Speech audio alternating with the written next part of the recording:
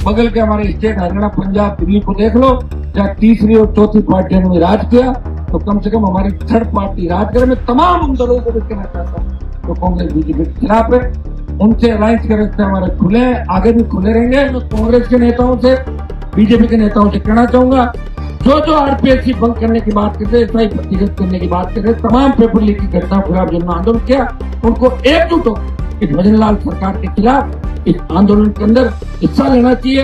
अगर हमारा साथ नहीं लो, अलग टेंट लगा लो, वहां वो जगह पड़ी। बगल के हमारे स्टेट हरियाणा पंजाब दिल्ली को देख लो, जहाँ तीसरी और चौथी पार्टियों ने राज किया, तो कम से कम हमारी थर्ड पार्टी राज करे। मैं तमाम उन दलों को भी कहना चाहता हूँ तो कांग्रेस बीजेपी के खिलाफ है, उनसे अलायंस के रास्ते हमारे खुले हैं, आगे भी खुले रहेंगे। और मिलकर ये 28 की अंतिम लड़ाई हम मिलकर लड़ेंगे। अंतिम लड़ाई क्यों, वो भी बता दो, क्योंकि थक जाते हो आप लोग, मैं तो नहीं थक रहा हूँ, लेकिन मेरे साथ रहने वाले थक जाएंगे। कांग्रेस के नेताओं से, बीजेपी के नेताओं से कहना चाहूंगा, जो आरपीएससी बंद करने की बात करते, एसआई प्रतिगत करने की बात करते, तमाम पेपर लीक की घटनाओं के खिलाफ जिन्होंने आंदोलन किया, उनको एकजुट होकर इस भजनलाल सरकार के खिलाफ इस आंदोलन के अंदर हिस्सा लेना चाहिए। अगर हमारा साथ नहीं लो, अलग टेंट लगा लो, वहां वो जगह पड़ी, और कहीं चले जाओ। अरे कम से कम लड़ो तो सही, भूलो तो मत। अपनी कथनी और करने के अंदर अंतर नहीं होना चाहिए, और वचन का आदमी को पक्का होना चाहिए। तकलीफ पड़ सकती है, लेकिन जो वचन का पक्का होता है उसमें ईश्वर की कृपा होती है। जनता भी, जवान भी उसी का विश्वास करते हैं। आज राजस्थान में घने नेता घूम रहे हैं, पूछ लो, तो लोगों ने आरएस से ज्यादा बीजेपी को पसंद किया। तो भजनलाल जी, अगर आपके अंदर जरा सा भी नौजवानों के प्रति प्रेम है, और इनके आपके बुजुर्गों के पुण्य से आप सीएम बने, मैं तो पहले भाग्य पर भरोसा ही नहीं करता, मेरी बता दूं, लेकिन जैसे ही भजनलाल की पर्ची खुली, मैंने कहा भाग्य भी होता है। मैं कहीं नहीं मानता था, इनकी पर्ची खुलने के बाद जो है कुछ भी हो सकता है।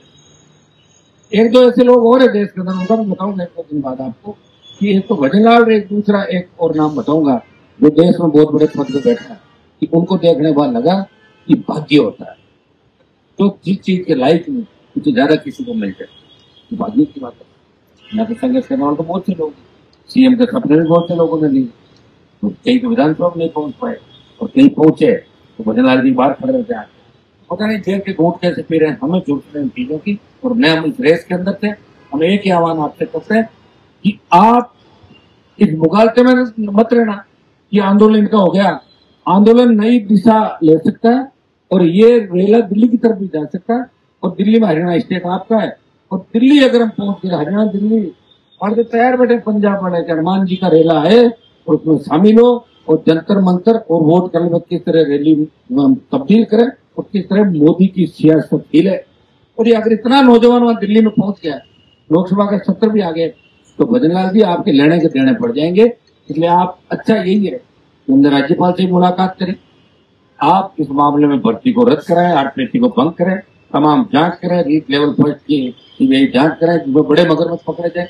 आप खुद कहते हो कि मेरे से कांग्रेस के नेता अंधेरे में मिलने के लिए आते हैं, नाम बताओ उनका कौन है। और आप या तो आप उनको मदद कर रहे हो, और मदद नहीं कर रहे हो उनको भेजो आप, एक और पकड़ा जैसे ईडी ने, और नेताओं को पकड़ो। एक ऐसा अभियान चलाओ कि कांग्रेस के राज में जो भी भ्रष्टाचार जिंदगी के सब जेल के अंदर हो गए, नहीं तो लोग मान लेंगे। जिस तरह गहलोत वसुंधरा मिल गए थे भ्रष्टाचार करने में, भजनलाल भी उनके साथ ही शामिल हो गए, यही मानेंगे लोग राजस्थान तक।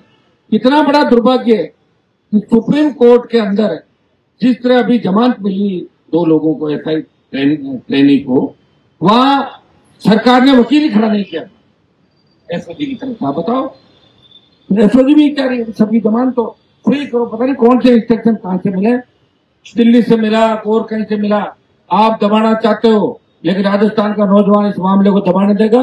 राजस्थान का नौजवान फिर सड़कों पर आएगा, दिल्ली की ओर कूद करेगा, लेने के देने पड़ जाएंगे, और आप भी रवाना हो जाओगे। कोई पता नहीं चला, जिस तरह आप बने थे उसी तरह घर चले जाओगे, पुराना काम संभालोगे। ये मैं हम आपको चेतावनी देता हूं कि आप इन नौजवानों के हक की जो लड़ाई है, नौजवानों के हितों की लड़ाई है, अगर आपको हमसे तकलीफ है, हनुमान जी को क्रेडिट नहीं मिले, आप अपने वहां बुला लो, लोगों को बात कर लो। बीजेपी के लोगों को बात करने के लिए अलग भेज दो, आपके तो खूब ग्रुप के अंदर बने हुए। हम क्रेडिट नहीं चाहते, हम राजस्थान के नौजवानों का भविष्य बर्बाद नहीं हो, हमारी आने वाली पीढ़ी बर्बाद नहीं हो। तो लाइब्रेरी के अंदर बैठ के 10-10 घंटे पढ़ते हैं, और फिर पता लगता है पेपर लीक हो गया। आपका तो जो अभी जेटीए का एग्जाम हुआ, उसके ओएमआर सीट पर दस्तखत नहीं कराए आपने, नए स्टूडेंट के कराए, और ना आपके उसके जो निरीक्षक है उसके कराए, तो फिर कैसे माने कि आप ठीक हो? आप तो अशोक गहलोत की गुरु निकले, वो तो पेपर लीक में थे, आप तो OMR सीट ही बदलवा दो के अंदर, हल्ला ही नहीं होगा। तो बहुत बड़ी विडंबना इस प्रदेश की है, और निश्चित रूप से इस प्रदेश को बर्बाद होने से बचाने के लिए तमाम नौजवानों को एक मंच बनाना होगा। मैं तो हमेशा कहता हूँ, कांग्रेस बीजेपी के खिलाफ जितने भी लोग हैं, तीसरे मोर्चे के लोग हैं, वो सब आमंत्रित, यह सबका स्वागत है। लेकिन ये मेरे घर पे कोई कार्यक्रम नहीं है कि मैं फोन करके बुलाऊं लोग, अपने आप आ जाओ, मैं भी तो बैठा ही हूँ अपना, इसमें तो मैंने झंडा ही नहीं लगा रखा नहीं, तो यहाँ आने में तो किसी को दिक्कत ही नहीं। आना चाहिए लोगों को, और आके संदेश देना चाहिए कि हम भी इस आंदोलन के अंदर, इस न्याय की लड़ाई के अंदर हनुमान बेनीवाल और राजस्थान के तमाम जवानों के साथ है, तमाम संघर्ष समितियों के साथ है, जो इस लड़ाई को लंबे समय तक, 3-4 साल पहले की लड़ाई, क्या वो लोग भूल गए कि लड़ाई की शुरुआत आपने करी और शुरुआत करके सत्ता का सुख भोग रहे हो, दूसरे कामों में लगे आप उस चीज को बुलाने के लिए। कितने कहीं भी लग जाओ, अंगली उठेगी, शुरुआत आपने करी थी, अब कहाँ चले गए? दूसरे काम छोड़ो, क्या उनके भाई असर नहीं होने वाला उन कामों का, काम पकड़ लेना और उसको बीच में छोड़ देना।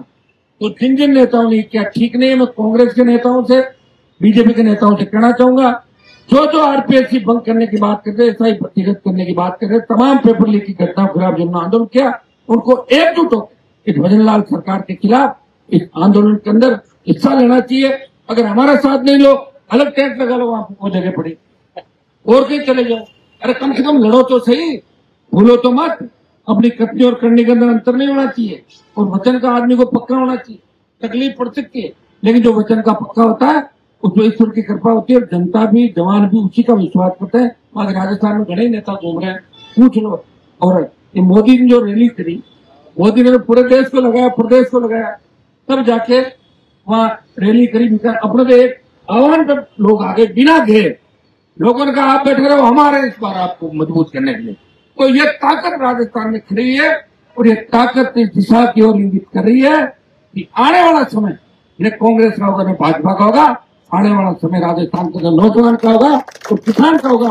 किसान के बेटे सत्ता में कब्जा करेंगे, और इन दोनों चोर मोचेरे भाई जो मिलके इस राजस्थान को लूट रहे, एक सांपनाथ है, दूसरा नागनाथ। इनसे हमें छुटकारा मिले और राजस्थान के लोग अच्छे कानून व्यवस्था, जो पुराना हमारा कानून का राज था, उसके अंदर हम जिए। हमारा किसान बेरोजगार कभी आत्महत्या नहीं करे, और बहन बेटी की चीख पुकार इस राजस्थान में नहीं हो।